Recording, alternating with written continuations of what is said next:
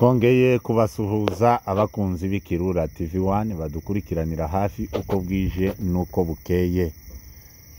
Reka turarikire n'abataratangira kudukurikira uko mwakora subscribe mukaza mukurikira amakuru yacu yizewe kandi azira ku gihe. Kuri mikoro muri kumwe na Mutungirwa Sava na Juste Bigizi.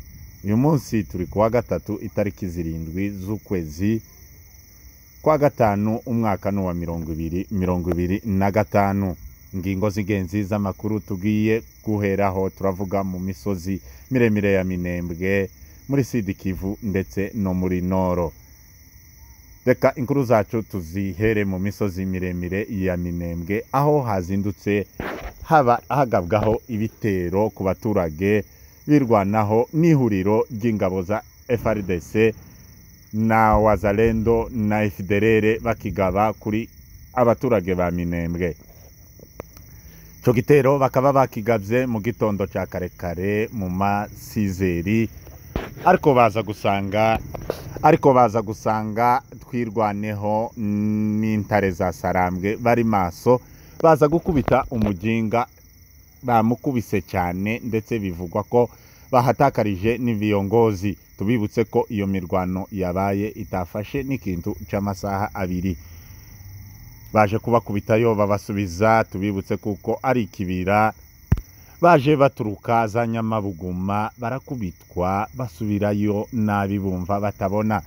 Tubibutse ko barimo kuguma baza kugerageza bareba ko wenda basanga amadubu n'intare badahari ariko bagasanga baryamye neza barabiteguye nibwo bubwo buryo babakubita bagasubirayo bumva batabona.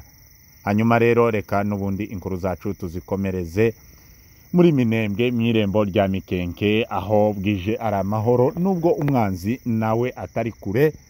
Bivugwa kuko nubundi umwanzi waho na akomeza arereta ariko igihe n'igihe cyose yozira kubitwa nabi kuko baramureba ibyo byose yikora abari kurebwa n'intare ndetse n'amadubu. Hanyuma rero nubundi reka dukomereze inkuru yacu mu Kindondo za Rurambo. Nako tutaragera mu ndondo ya Rurambo reka tukubitire hariya mu ndondo ya Bijombo ahakomeje kuba umwuka mubi hagati y'abaturage n'ingabo za FARDC zivanze n'iz'abarundi. Aho hari ku munsi w'ejo uhagabweho igitero ndetse baza kurasa ibiyongozi za FARDC n'abarundi. Baje gukuramo mu majoro n'umukapiteni kubera imyitwarire mibi yabo. Bari batangiye gushotora abaturage ndetse bari barashe umuturage wo mu bwoko bw'abanyamurenge baza kumwica ndetse bakomeretsa uwundi. Hanyuma dukubitire mu Carurambo mu nce za Gahororo ahagana abaturage bameze neza bwije ari amahoro nubwo nabo umwanzi wabo ingabo z'abarundi zitari kure ariko abaturage bameze neza ndetse n'amadubu n'intare zihari bameze neza. Barashima Nyagasani umwanzi igihe n'igihe cyari cyo cyose yozira yohabonera cyamutema kuni. Hanyuma reka nubundi dukubitire mu gace ka Biziba mu mujyi mutoya wa Kaziba ahabaye imigwano uyu munsi. Kaziba tubabwira ahabereye imigwano ni hagati y'inzira ija za Rurambo ndetse na Kaziba. Aho ngaho niho habereye imigwano. Bivugwa kuko umwanzi aje kugerageza ariko yakubiswe vibaya. Ingabo z'abarundi zari zihari na FARDC na FDLR bakubiswe cyane basubirayo bumva batabona. Hanyuma reka tugaruke mu mujyi wa Uvira ahakomeje kuvugwa umutekano utari mwiza. Inkuru irambuye Juste Bigizi. Mu mujyi wa Uvira uyu munsi hiriwe agahengwe kubera ko aho FARDC na Wazalendo bari nta mahoro abahari. Byibuze iyo bwije nta masasu avuze abari agahengwe gusa k'amasaha makeya. Ariko tubibutse ko mu mujyi wa Uvira hari imishikirano iri guhuza Wazalendo ndetse na FARDC. Ubwo FARDC iri kubinginga ibasaba ibabwira ko bagomba kuva mu mujyi wa Uvira bagasubira iyo baje baturutse kubera ko baje kubafasha ariko ntibyabaye ibyo kubafasha gusa ahubwo byabaye ibyo gusubiranamo hagati yabo bonyine kubera ko komandema yabo iratandukanye kubera ko FARDC iri mu kuza ikabwira Wazalendo ngo muhaguruke tuje gutera ahanaka FARDC igahaguruka Wazalendo bakisigaza ahandi bavugaga ngo imishikirano irahari cyangwa se hariho CCLF tagutera Wazalendo wakiyamburisha ibo bakagenda bakaja kugaba ibitero kubera ko komandema yabo irukwayo ndetse nabo ubwabo hagati yabo nyine ntibahuje no kuvuga ngo bafite amagenero atagira umubare no kuvuga ngo buri mu generale wese afite komandema yiwe iyo azukanye umugambi wo kuja gutera arahaguruka akagenda yazukana umugambi wo guhunga akazuka afatwa utwangushe twe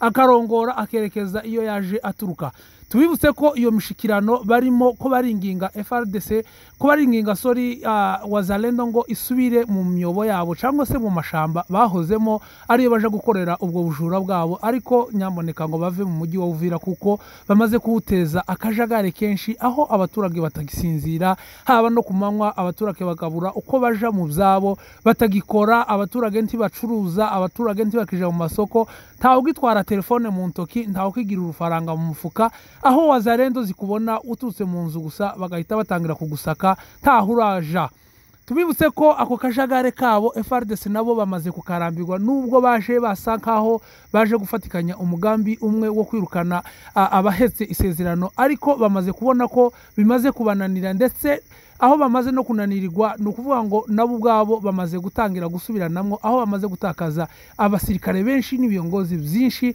tubivuze ko no muri plene uyu munsi ari amahoro na za Kamanyora haratuje usibye ko Wazalendo bagiye bafashe agakonje ko kugira ngo baje gushingura imirambo nyinshi cyane bagifite n'inkomeri nyinshi zikicuzuye ibitaro ahubwo zabuze naho zija tubibutse ko ibitaro byose biri muri ura mujyi wa plene cyangwa se za Uvira zuzuye inkomeri za FARDC na Wazalendo ubwo baje gucokoza abasore bahetse isezerano.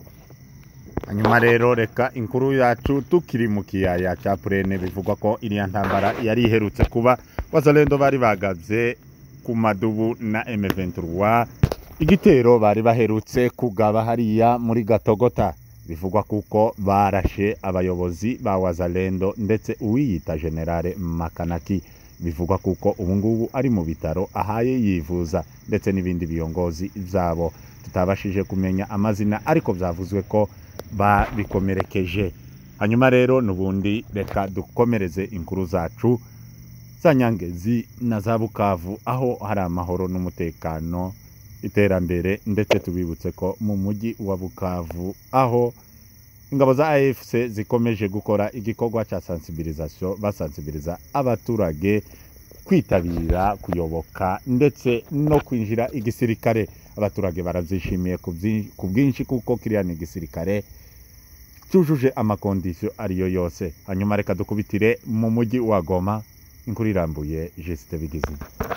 Umujyi wa Goma ubu nyine ni amahoro ahantu hose umujyi uratekanye aho abacuruzi amasoko ibinyabiziga buri kimwe cyose kirakora mu mwanya waco ndetse n'abakunzi bakayoga utubare turakinguye usibye ko batemerewe kumanywa ahubwo bahawe amasaha ntarengwa bagomba gutangira kwinjira mu kabare amasaha y'umugoroba guhera nyuma ya saa sita ndetse ntibarenze saa 4 za nijoro kandi batemerewe kugenda badandabirana mu muhanda aho bagomba kumwa na discipline yose kuko mubizi bene wacu b'abakongomani dusangiye igihugu ibo gahunda zabo kwari ugusinda bakagenda baryama mu mayira aho bageze hose bagenda ndetse bakora amanyanga mu nzira bitewe n'inzoga ariko ubu nyine n'ushaka gufata kiwe agomba kugafata muri discipline yose azi yuko ubuyobozi buri aho ngaho hafi bugomba kumureba.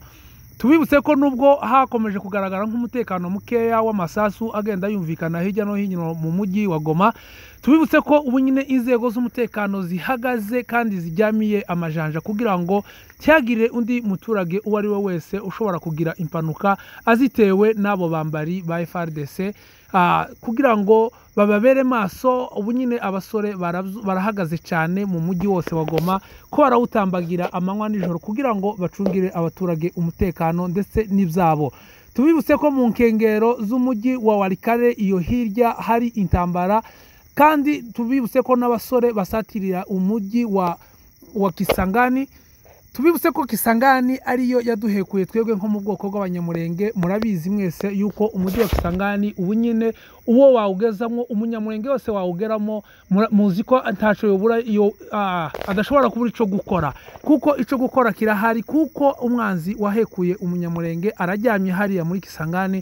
Tubibutse nubwo tudashatse kumuvuga mu mazina, ariko igihe kizagera uwo mwanzi azavugwa mu mazina kandi azamaganwa, ndetse niba ngombwa inzego z'umutekano zizamuhiga kugeza zimufashe, ndetse zigahana abakoze ibyaha kabiriya zo kwica no kurimbura ubuyobozi bw'abanyamurenge bwari buturangaje imbere. Tubibutse yuko nubwo bavuga ngo intambara ngo ibiki na biki, ngo hariho za CNDP za M23 za mbere n'izindi ntambara zagiye zitambuka nka LCD, iyi ntambara tubibutse ko itameze nka ziriya zose batekereza. Iyi ntambara niyo ya nyuma. Mugende mureke abantu bareke gucika intege, twisubize mu intege. Iyi ntambara niyo ya nyuma. Iyi ntambara izatugeza ku gaciro, izaduhesha agaciro. Iyi ntambara ntituzayitsindwa, ahubwo iyi ntambara tuzayitsindana 6, kuko umuyobozi wacu yasize abivuze. Iyi ntambara tuzayitsindana 6 yose, kubera ko amaraso y'intwari zacu atazagenda gutyo. Amaraso y'intwari iteka ryose asiga ikintu gikomeye. Muribuka nko mu gihugu kibanyi cy'u Rwanda, bagisa Rwigema basize u Rwanda, nibo batumye, cyangwa se amaraso yabo niyo yavuyemo u Rwanda dufite uyu munsi wa none. Aho hakabaho na ba Nelson Mandela, imyaka 27 bamaze muri prison, niyo itumye Afrika y'Epfo ikiri igihugu cy'igihangange. Tubibutse ko amaraso y'intwari ku misozi miremire ya Minembwe azaduhesha agaciro, ndetse tukabasha kubona n'igihugu gikomeye cyane kizifuzwa n'amahanga, aho visa ya Minembwe izahenda kurusha izindi visa zose mu bindi bihugu bitandukanye. Nyuma rero reka inkuru yacu tuze kuyisoreza mu mujyi wa Kinshasa, aho Matata Mponyo nako Fayulu yavuze ko iwe ari tayari kwicara ku meza akaganira na AFC. Byo ni bivugwa ko Gisegeti abayobozi bamwe batangiye kumuvamo. Tubibutse kuko Gisegeti yinangiye akomeza abeshabesha ngo bari mu biganiro, ariko ingabo ziwe zidafite agahengwe. Ngayo rero nguko uko bimeze. Amakuru yacu tuzokomereza ku munsi w'ejo.